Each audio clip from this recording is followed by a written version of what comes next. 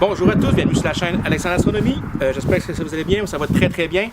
Aujourd'hui, on va faire un gros test de ma lunette, la Esvebony SV550 triplet avec un diamètre de 122 mm, donc 5 pouces. C'est parti!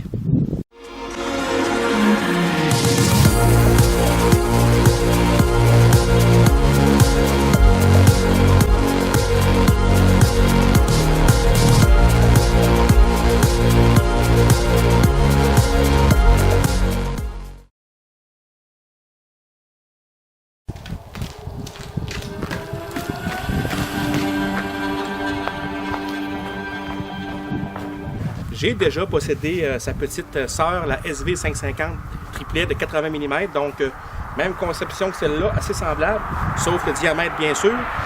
Elle comporte le même focuseur qui est d'excellente qualité. J'ai beaucoup aimé la 80 mm, puis c'est ce qui a fait que j'ai décidé de la remplacer pour celle-là, puis aussi de vendre le Maxitov casse-grain de 150 mm, puis utiliser celle-là pour le moyen grand champ et mon 135 pour le plus grand champ. Ah, les paysages commencent à changer, l'hiver s'en vient bientôt, on a reçu de la neige, c'est vraiment magnifique, le temps il est sec, on a un beau ciel. Pour faire du mal, la lune est assez présente, mais c'est pas grave. On va commencer par tout décortiquer ce setup-là que je vais utiliser pour le test. Donc, évidemment, on a la Esvebony 122 mm triplet. Pour le Gidescope, c'est encore mon bon vieux Esvebony 240 mm f4, donc 60 mm de diamètre. Avec ma bonne vieille ASI 120 MCS, que ça fait au moins 5 ans que j'ai. Excellente caméra, ben en tout cas, elle est très fiable. Puis elle guide très bien aussi. Pas eu de problème à guider avec ça, sur ce setup-là, avec cette monture-là. Pour contrôler le tout, ben, c'est mon ASI A+, que j'ai incorporé ici. Donc j'ai essayé de faire un setup de câblage qui est très efficace, avec aucun danger d'accrochage s'il y a un méridien qui arrive ou un pointage. J'ai remplacé, ben j'ai venu avec, j'ai pas acheté neuf, une Losmandy de 16 pouces par 4 pouces de large, donc beaucoup plus d'ajustements pour faire le balancement, c'est idéal. Aussi, j'ai ajouté une petite dovetail William Optique rouge anodisé qui va très bien avec le reste pour fixer mon Gidescope. Ensuite, à noter que la version 122 mm possède un rotateur devant le focuseur. J'aurais aimé mieux qu'il soit derrière le focuseur, mais c'est mieux que rien. Sauf que quand on tourne le champ, ben, tout l'assemblage tourne. Donc, j'aime moins ça. Mais en tout cas, c'est mieux que rien. Autre chose que j'ai remarqué aussi, quand on resserre le rotateur, il est important de pousser l'assemblage au fond, puis de serrer. Parce que sinon, il y a un petit jeu qui se fait. Puis quand on serre, on peut créer du tilt. Donc, si on s'arrange de pousser comme il faut, ou de la côté partout, on serre, il n'y a pas de problème. Le tilt s'en va. Donc, il y a au moins ça, mais il faut le savoir. Ensuite, j'ai installé un focuseur automatique de ZWO, évidemment, le IAF, qu'on appelle le 5 volts. Puis, j'aurais dû faire ça avant. C'est le jour puis la nuit, comment c'est plus facile les nuits d'astro avec ça. À savoir que ce tube-là, il est long, il est en aluminium, puis il réagit beaucoup au changement de température. Donc, je me rendais compte que durant les nuits, les étoiles venaient toujours de moins en moins belles. Le HFD grossissait tout le temps. Puis, je me suis peut-être dit, ah, c'est à condition de ciel, mais après plusieurs reprises, je me suis dit, non, ça, c'est pas normal. Donc, j'ai acheté le IAF au Starfest cette année, que j'ai pu aller en Ontario, en spécial. Donc, je l'ai installé, puis j'ai fait en sorte qu'il fasse le focus à toutes les heures. Donc là, j'ai toujours les étoiles qui sont les plus sharp possibles. Ça fonctionne numéro 1, le focus se fait toujours bien. C'est surprenant, pour le prix qui coûte, c'est quand même très bon. Ensuite, j'ai le réducteur Flatner .8X qui va avec ce tube-là, donc dédié à ça, par Esvebony. J'ai rien à dire dessus. Il fonctionne très bien, une belle pièce. Je ne suis pas sûr que c'est des verres ED qu'il y a à l'intérieur, mais ça paraît beaucoup moins ces photos comparé à l'objectif d'en avant. Puis, j'ai aussi ajouté un tiroir à filtre ZWO qui me permet de changer de filtre plus rapidement. Avant, il fallait tout dévisser, aller visser le filtre. J'ai fonctionné longtemps comme ça aussi. Je suis assez conservateur, je vous dirais, mais on finit tout par tomber dans le côté obscur, je pourrais dire. Donc, un petit filtre, tiroir à filtre qui me permet de changer de filtre entre mon Duoban et mon UV Aircut. Désolé. Et pour finir, la belle petite caméra, la A585 MC Pro, que j'ai aussi testé sur ma chaîne. Une caméra incroyable pour le prix. On a un capteur extrêmement sensible de dernière génération avec des petits pixels. C'est un capteur qui est très petit, donc ça fait un effet de zoom qui normalement pourrait nous donner des étoiles pixelisées. Donc si je prends une LCD 2600 avec des pixels de 3.76, que je zoome au zoom, que je croppe l'image à la même grosseur que celle-là, la définition va être beaucoup moindre. Donc, veux pas, si le télescope il y a le diamètre pour, on va avoir des détails, puis c'est ce que vous allez voir aussi dans le test. Pour finir aussi, ma monture, la bonne vieille HEQ5 Pro, avec une modification Rowan. Excellente monture. Elle, je pense, ça va faire pas loin de 4 ans que je l'ai. 4 ans que j'utilise été comme hiver. Je vais faire bientôt une review sur cette monture-là parce que j'ai beaucoup d'histoires à compter là-dessus. Mais c'est une excellente monture qui a su guider tous mes instruments parfaitement. Donc, c'est pas mal ça pour le setup qu'on va utiliser pour le test. Ok les gars, on se retrouve pour vérifier ce qu'on a eu comme résultat avec la lunette 122 mm de SV Bonnie. On va commencer par des brutes. Donc, on va commencer par une brute. En fait, j'ai décidé de faire 2 cibles ce soir-là. J'en ai fait avant aussi. Mais ce soir-là, j'ai fait 2 cibles, c'est-à-dire la tête de cheval, qu'on connaît très bien, et la nébuleuse du voile de l'Est. Donc, on va commencer par une brute, disons, de la nébuleuse du voile de l'Est. Tiens, pourquoi pas. Donc, on y va là-dessus.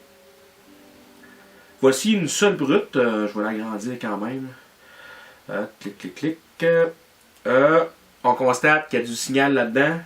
Mais on constate surtout qu'il y a beaucoup de détails. C'est impressionnant. J'ai jamais eu de détails comme ça. Même avec mon Mac de 150 mm, j'ai pas réussi à avoir du détail comme ça. C'est assez impressionnant, je vous dirais. On parle d'une brute de 300 secondes avec le filtre NBZ, donc le filtre idéal pour ce type, parce qu'on s'entend que c'est une cible qui comporte beaucoup d'oxygène et d'hydrogène, donc le filtre NBZ il est fait pour ça. Je remarque que mes étoiles sont toujours un petit peu ovales de côté. Je ne sais pas si vous pouvez voir là. C'est quand même assez... ça se voit bien là. Je ne sais pas si c'est la fan de la caméra qui fait ça, qui fait comme un genre d'oscillation, ou que c'est les optiques du télescope. Mais il y a un petit défaut. C'est sûr que là, j'ai des petits pixels. Tous les défauts se voient. Ça ne serait pas visible avec des pixels plus gros, disons comme mon ancienne 0.71 MC Pro, avec des gros pixels, je ne verrais pas ces défauts-là. Donc, c'est-tu grave, c'est-tu pas grave, je ne sais pas, mais les détails sont là, puis les résultats sont là aussi. Donc ça, on parle de, nébuleuse du voile de l'Est, Eastern Veil Nebula. Donc, c'est une nébuleuse que j'adore vraiment. Je la fais à toutes les années avec plusieurs télescopes. Donc, voici une brute pour ça. On va aller voir aussi une brute sur la tête de cheval. Donc, tête de cheval, ça a été fait très proche de la Lune avec le NBZ. On regarde ça. On s'entend que la grosse difficulté de faire cette cible-là, c'est l'étoile Alnitak qui est. Voyons, j'ai la gorge. Partie de Noël hier, désolé. Qui est très très très brillante. Mais si on regarde ça, grâce à mon filtre NBZ qui est très très très performant pour les halos, on constate qu'il n'y a pas de halo. Okay? J'ai des diffraction spikes, qu'ils appellent, donc des petites aigrettes qui sortent de la toile, mais j'ai jamais réussi à pouvoir séparer autant la petite étoile qui est à côté d'Anitac, mais en fait qui fait partie d'un système d'étoiles. Mais là, je suis capable de voir vraiment une distance entre les deux. Ça paraît que le diamètre y est là. Si on s'arrête à la photo, on constate qu'on a quand même beaucoup de détails. On s'entend sur une pleine lune. Donc on a la tête de cheval qui est ici. On a l'hydrogène alpha. Puis il n'y a pas d'oxygène là-dedans, donc on ne verra pas de bleu. Encore là, je vous dirais que je vois encore le défaut que je remarque de ce télescope. C'est les étoiles qui sont comme toujours de côté un petit peu. Il y a aussi des petites aigrettes qui sortent. Ça me dérange vraiment pas. Là. Mais ce qui me dérange, c'est vraiment... Ah, j'ai un petit peu d'aberration aussi. Vous voyez, c'est rouge d'un côté, bleu de l'autre. Ça veut dire que mon triplet n'est pas parfait. Mais encore là, c'est très minime. Puis le fait d'avoir des gros pixels aide pas la chose. Avant de terminer, je voudrais vous montrer aussi, j'ai pris l'application sur PixInsight, ils appellent ça Aberration Inspector. C'est comme, ils font une petite mosaïque. Donc je vous montre ça. C'est pour montrer les défauts justement d'optique des télescopes ou des objectifs. Donc on y va là-dessus. Donc ça c'était une brute de M33. Puis on se rend compte que c'est quand même pas si pire. Là. Les étoiles sont pas mal uniformes partout. J'ai toujours mon défaut que j'ai mentionné tantôt d'étoile ovale, mais je me rends compte, présentement là en filmant, que si on check en bas à gauche, c'est de côté comme ça, mais si on check en haut à droite, c'est comme ça. Donc, ça me fait croire que c'est peut-être dans le train optique en arrière du télescope, donc ce serait pas la faute du télescope. C'est possible.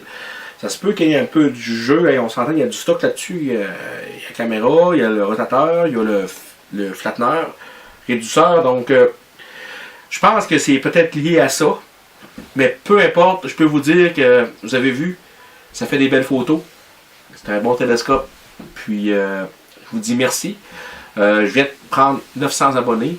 Moi, c'est pas une course pour ça, mais j'aime quand même partager mon savoir. Puis j'aimerais ça me rendre à 1000 abonnés avant 2026. Donc, il vous reste un an pour vous abonner. Donc, partagez, likez, faites ce que vous voulez, mettez des commentaires. Même si c'est négatif, c'est pas grave, je suis pas parfait. Puis je vous souhaite du beau ciel. À la prochaine.